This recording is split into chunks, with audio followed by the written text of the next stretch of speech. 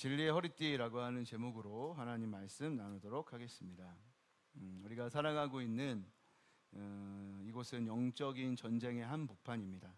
우리가 주일날 말씀을 나누고 있는데 약간 타협만 하면, 현실하고 조금만 타협하면 충분히 양다리를 걸칠 수 있을 것 같은, 또 그렇게 할 수 있다고 말하는 그런 세상에서 우리가 살아가고 있습니다. 버가모와 같이, 또 두아디라와 같이 그런 풍요로운 도시에서 조금만 타협하면 신앙도 잃어버리지 않을 수 있을 것 같고, 또 이 현실에서도 풍족하게 살아갈 수 있을 것 같은 그런 곳에서 우리는 교회로 부름받아 살고 있죠. 그렇기 때문에 사실 영적인 전쟁의 한가운데에 있는 것이고, 또 그것을 알지 못하는 그런 교회들을 향해서 요한은 하나님의 말씀을 대언하고 깨어서 교회로 살아가는 그 일을 하라고 계속 말씀하고 있는 거죠.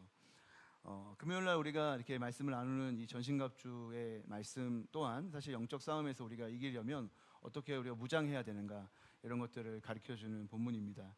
결국 우리가 싸워서 이기는 사람이 돼야 되고, 또 결국 승리하는 성도가 돼야 되기 때문에 오늘 우리가 전신갑주들을 이렇게 살펴보면서 영적인 무장을 어떻게 해야 되는가 같이 살펴볼 수 있게 되길 바랍니다.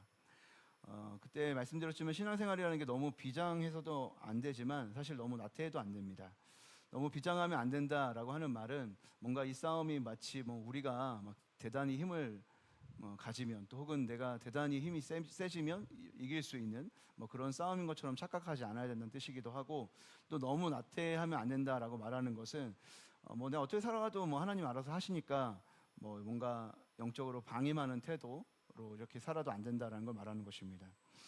결국 우리가 뭔가 하나님이 주실 승리, 그리고 그 승리를 통해서 우리가 얻게 되는 그 어떤 평안, 이런 것이 동시에 정말 우리의 어떤 상황을 파악하는 일들 가운데서 누려져야 되는데, 예를 들어서 우리가 살아가는 이 삶의 현실이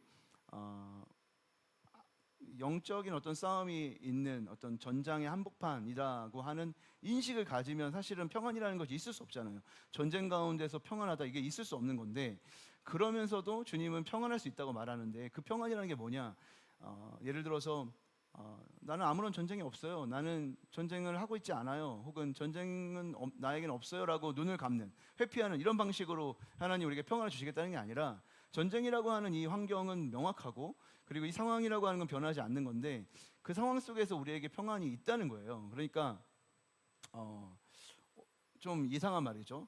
전쟁 중에도 내가 어떻게 평안을 누리지? 근데 사실 이 싸움이 하나님이 함께 하시는 싸움이고, 하나님이 반드시 승리하게 하는 싸움이라는 것을 인식하면 싸우면서도 평안할 수 있다는 것을 우리에게 말하는 거죠.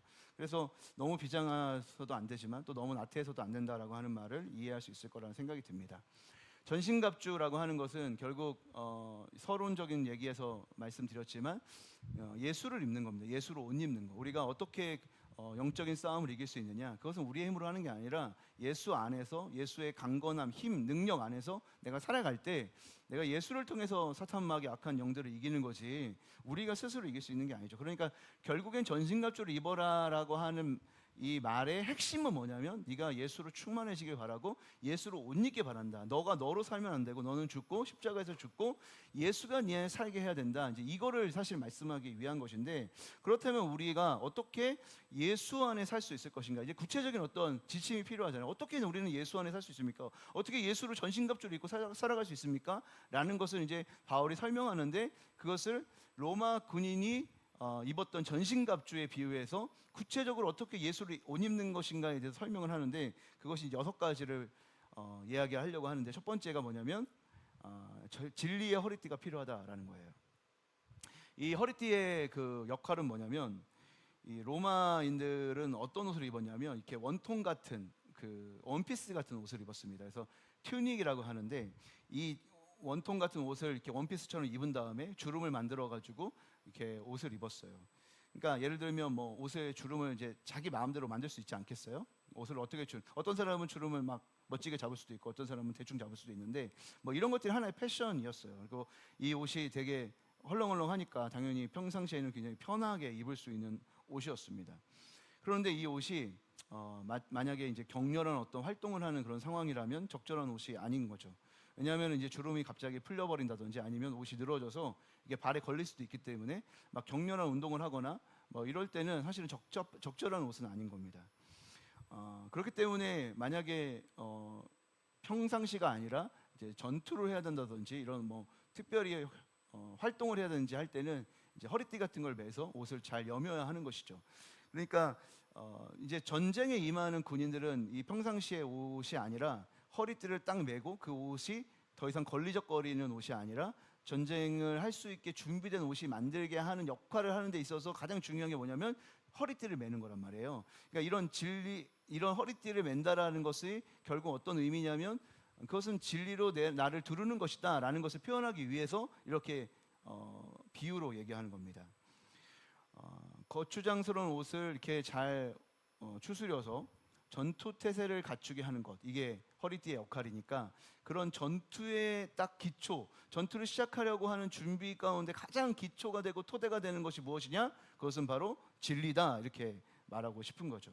그리고 이 허리띠의 역할이 뭐가 있냐면은 이 허리띠에다가 이제 칼도 이제 집어넣으려면 칼집이 있어야 되잖아요. 그 칼집을 차놓는 역할도 허리띠가 하는 거고, 방패 같은 걸 걸어놓을 때도, 창 같은 걸 놓을 때도 다 허리띠에다가 하는 거예요. 그러니까 어떤 그 여러 가지 무기들이 계속해서 내 몸에 준비될 수 있도록 하는 일의 가장 근간은 뭐냐면 허리띠가 있어야 되는 거예요. 그러니까 허리띠가 있어야만 다른 무기들도 다 장착을 할 수 있고 무장을 할 수 있는 거지, 그것이 없으면 시작도 할 수 없고 다른 무기들도 가져야 의미가 없는 거예요. 가질 수가 없는 거죠. 그렇기 때문에 허리띠를 동여맨다라고 하는 그 이미지 속에서 우리에게 말해주고 싶은 건 뭐냐면 전투 태세를 준비하는 행위, 가장 첫 번째의 전투에 임할 때 가장 토대가 되는 행위, 이제 이런 것들을 설명하기 위한 비유다, 이렇게 이해하시면 되겠습니다. 그러니까 영적인 싸움을 싸운다 할 때 가장 밑바탕에 우리는 진리에 묶여 있도록 해야 된다, 이제 이런 걸 얘기하고 싶은 거겠죠. 다시 말해서 이 예수가 진리라고 하는 것에 묶여 있다는 것은 그러니까 진리라고 하는 말은 이런 거잖아요. 그러니까 언제나 어떤 곳에서 무슨 상황이든지 간에 참인 것이 진리거든요. 그러니까 이럴 때는 참이고 저럴 때는 참이 아닌 것, 이런 거는 참 진리가 아니에요. 뭐 이런 상황에서는 이게 맞을 수 있지만 저런 상황이 되면 맞지 않는 것, 이런 거는 진리가 아니란 말이에요. 근데 진리라고 하는 것은 어떤 순간에 모든 상황에서 항상 참인 게 진리니까, 이 예수가 진리라고 하는 확신 속에 내가 묶여 있다라고 하는 건 뭐냐면 어떤 말이냐면, 내가 어떠한 상황에 있든지 간에 예수는 답이다라고 하는 것을 우리가 항상 붙들고 있어야지만 거기서부터 영적 싸움이 시작될 수 있다는 거예요. 그러니까 예를 들어서 내가 예수가 진리라고 하는 이 사실을 알지 못하고 예수는 나의 도움이야, 나의 능력이야, 나의 위로야, 나의 격려야, 뭐 이렇게 생각할 수 있잖아요. 그러니까 예수가 나의 힘이고 예수가 나의 위로고 예수가 나의 도움이라는 사실을 틀리다는 게 아니에요. 어떤 상황에서 그렇게 우리에게 힘이 될 수도 있고 능력이 될 수도 있고 우리를 위로할 수도 있고 격려할 수도 있어요. 근데 그게 틀린 게 아닌데, 중요한 것은 언제나 힘이고 언제나 위로고 언제나 능력이지 않을 수도 있잖아요. 그러니까 예를 들면은 우리가 어떤 시험에 빠져 있고 막 고난 상황이 있고 이해할 수 없는 상황 속에 우리가 들어가 있을 수 있잖아요. 근데 그런 상황에서 예수가 답이다라고 하는 것이 진리로서 내가 인식한다는 것과 진리로서 인식하지 않는 것은 굉장히 다른 얘기입니다. 다시 말해서 예수가 왜 이래? 라고 말하지 않아야 되는 거죠. 우리가 어떤 상황에서도 예수가 이해되지 않는 상황 속에서도 예수는 답이야 라고 하는 것을 확고하게 내가 붙들고 있는 상태, 이게 바로 영적인 무장의 상태, 특별히 진리의 허리띠를 묶고 있는 상태라는 거예요. 그러니까 이 비유 속에서 가만히 생각해 보면 우리가 막 말씀의 검도 있고 성령의 검도 있고 믿음의 방패도 있다 할지라도 우리가 시작을 어디서 해야 된다는 거예요? 예수가 진리라는 것에서부터 시작을 해야 된다는 거예요. 근데 그게 없이 아무리 믿음이 좋고 아무리 말씀을 많이 알아도 사실은 그게 무용지물인 거죠. 그래서 가장 기초에 예수가 답이다라고 하는 확신, 답이라고 하는 영원히 참이라고 하는 그 진리에 내가 완전히 묶여 있으면 어떻게 되는 거예요? 그때 비로소 이제 싸움을 싸울 수 있는 상태가 된다는 거죠. 그러니까 애초에 만약에 우리가 예수가 진리일 수도 있고 아닐 수도 있어 이렇게 생각하고 영적인 싸움을 싸우잖아요. 그러면 모래 위에 집을 짓는 것처럼 뭔가 대단히 많은 것을 이룬다 할지라도 아무것도 아닌 것이 될 수 있는, 갑자기 아무것도 아닌 것이 될 수 있는 그런 허무한 싸움이 될 수 있다는 것입니다. 그리고 결국에 예수가 답이다, 예수가 진리다, 변하지 않는 참이다라는 것을 우리가 포기하잖아요. 그러면 결국 그 말은 어떤 의미가 되는 거냐면 내가 답이야 라고 말하는 게 돼요. 그러니까 내가 스스로 나는 답이야 라고 하지 않아도요, 예수가 답이야 라고 전제하지 않으면 어떻게 되냐면 내가 계속 답을 결정할 수 있다라고 생각하는 주도권을 내가 갖고 있잖아요. 그러니까 결국은 예수가 진리야, 예수의 말씀은 진리고 하나님의 말씀은 진리고 예수가 진리야, 변하지 않아, 어떤 상황에도 예수는 답이야 라고 우리의 마음속에 이 토대가 확실해야만 사실은 싸움이 되는 거예요. 만약에 이게 타협이 된다? 예수가 진리가 아닐 수도 있어. 만약 그런 타협이 된다면 여러분 싸움이 되지 않는 거예요. 왜냐하면 싸울 이유가 없어요. 나도 맞을 수 있고 너도 맞을 수 있다. 여러분 싸울 이유가 없잖아요. 그렇게 생각하면 저도 정답이 있고 여러분도 정답이 있어요. 그러니까 우리 모두가 다 정답이 있어. 세상에 있는 모든 사람은 다 정답이 있어. 여러분 그렇게 생각한다면 되게 관용적인 것 같고 그래서 아무 싸움도 없어 평화로울 것 같지만 성경이 말하는 평화는 그런 평화가 아니죠. 그렇게 해서 평화를 이루려고 안 해요. 우리의 목표는 싸우지 않는 게 아니에요. 우리의 목표는 서로 싸우지 않으면서 이루는 평화를 만들려고 하는 게 아니에요. 왜냐하면은 누구나 다 정답을 갖고 있는 게 아니거든요. 사실 어떤 답은 잘못된 답이고 어떤 답은 맞는 답이에요. 근데 우리가 그것을 다 맞는 답이라고 말하는 것 자체가 사실 안 맞는 말이죠. 그리고 그건 굉장히 관용적인 것처럼 보이지만 사실은 내가 사랑하는 사람들을, 이웃들을 지옥으로 몰아낼 수 있는 일이죠. 이 FX 이거 효과 좀 빼주실래요? 왜 이렇게 울리죠? 네. 천국이 지옥이 확실하다. 내가 죽는다는 것이 확실하고 죽고 나서는 심판을 받는다는 게 확실하다. 이게 여러분 정답이어야 하는데 정답일 수도 있고 아닐 수도 있어 라고 생각하는 사람, 나는 정답이지만 너는 정답이 아니야 라고 생각하는 사람은 이 싸움을 못 이겨요. 그러니까 영적인 싸움에 우리가 현장에서 살아가고 있는데 영적 싸움을 싸울 때 예수가 답이야, 하나님의 말씀이 답이야 라고 하는 이 확고한 진리 위에 내가 서서 싸우려고 하지 않고 이게 답일 수도 있고 아닐 수도 있어요. 여러분 이런 상태로는요 싸워봤자 이길 수가 없다는 뜻입니다. 물론 여러분 예수님을 답이라고 믿고 살아가고 예수가 길이요 진리요 생명이라고 믿고 살아가도요 우리의 삶이라고 하는 것은 사실은 풀리지 않는 수수께끼 같은 게 많이 있습니다. 의심이 들 수도 있고 질문이 나올 수도 있고 가끔은 우리가 흔들릴 수 있죠. 그러나 여러분 우리가 그런다 할지라도 흔들린다 할지라도 예수가 진리다라고 하는 이 확고한 토대에서 늘 싸워야 한다는 것입니다. 우리의 싸움이요 혈과 육의 싸움이 아니라 보이지 않는 영적인 존재 사탄과의 싸움입니다. 근데 그 사탄과의 싸움이라고 하는 것은 결국 뭐냐면 사탄의 그 본질이 거짓말이잖아요. 그러니까 거짓말하고 싸우는 거예요. 우리는 지금 이 세상에서 어떤 영적 싸움 싸우냐면 사실은 거짓된 것과 싸우고 있는 거예요. 그러니까 진리가 모든 싸움의 기초요 토대가 된다라고 말하는 것은 뭐냐면 이 싸움의 본질과 토대가 진리와 거짓 싸움이라는 걸 말하는 거예요. 그러니까 진리의 허리띠가 싸움의 시작이라고 말한다는 것은 너무나 필연적인 결과죠. 왜냐하면 우리의 싸움의 대상은 거짓말로 허상으로 우리를 넘어뜨리는 자들이거든요. 여러분 그렇기 때문에 우리는 진리 안에 확고하게 거해야 되고 그래서 우리의 세계에서 보이는 실제와 같은 허상, 실제와 같은 거짓을 분별할 수 있어야 이 싸움을 이길 수 있는 겁니다.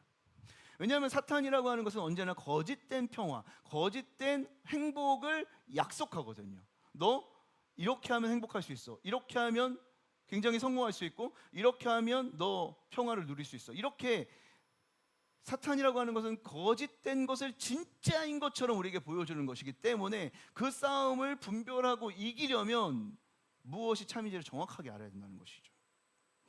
하나님께서 너한테 정말 선악과만 먹지 말라고 했니? 당연한 거잖아요. 그 당연히 알고 있는 건데 사탄이 그것을 질문함으로써 죄 짓게 하는 유혹을 하는 거죠. 정말 먹지 말라는 것이 하나님의 마음일까? 이렇게 질문하는 거죠. 가만히 생각해보면 하나님이 그런 거를 이해 못하실 것 같진 않은데 이런 생각이 들게끔. 그러니까 거짓인데 실제로 이게 현실 속에서 사실 하나님 나에게 복을 주실 것 같은데 라고 착각하게 만든다니까요.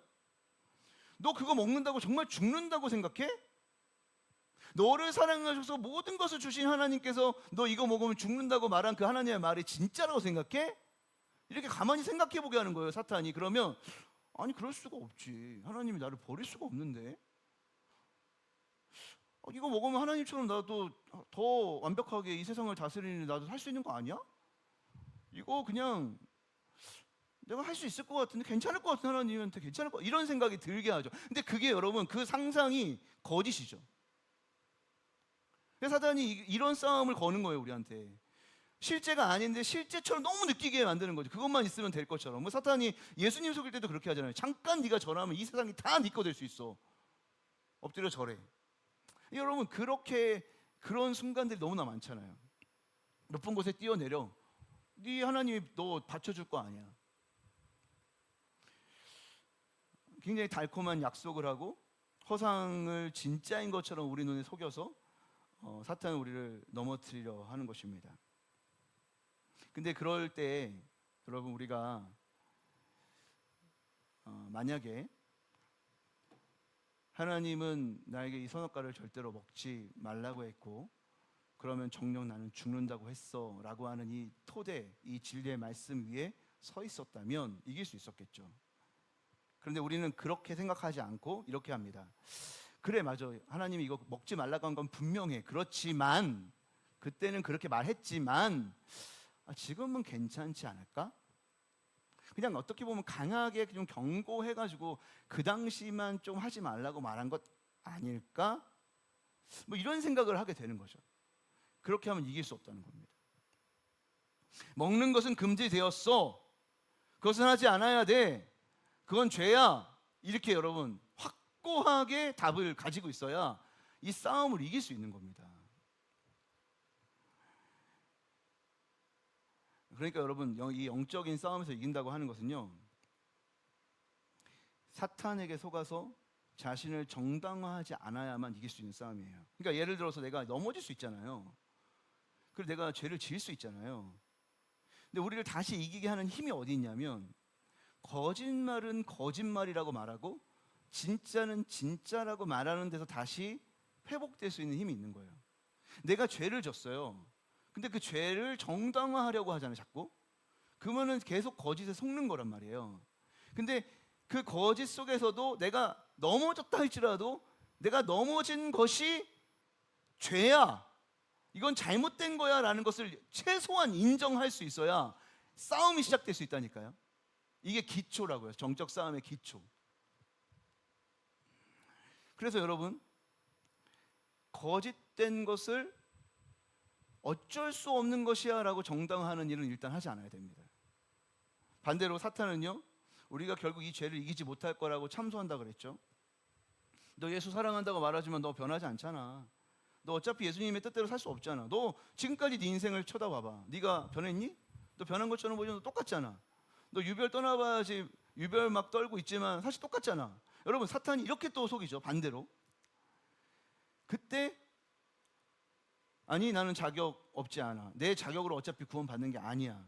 나는 자격 없지만 하나님이 나를 사랑하셔서 나를 위해 아들 예수를 주셨고 십자가에서 나를 구원해 주셨어. 난 하나님의 자녀가 됐어. 내가 믿고 예수 안에 산다면 나는 절대 흔들릴 수 없고 나의 구원은 절대로 흔들릴 수 없는 거야. 여러분 이렇게 믿을 수 있는 거, 이것도 진리 안에 확고하게 서 있는 거죠. 그러니까 사단이라고 하는 거는 계속 거짓된 것으로 우리를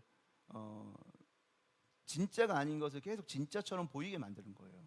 근데 그 진짜처럼 보이게 하는 일에 여러분이 유혹될 것 같으면 유혹으로 하고 정죄에 약할 것 같으면 정죄한다는 거예요.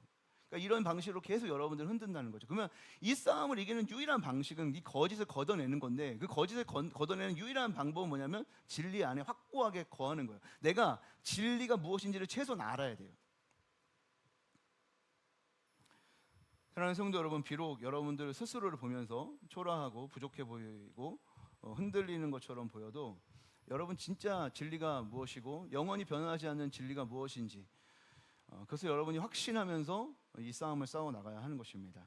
사랑하는 성도 여러분, 연약한 여러분에게 집중하지 말고 여러분을 구원하신 여러분을 옷 입혀 주신 그 예수를 생각할 수 있게 되기를 주님의 이름으로 축복합니다.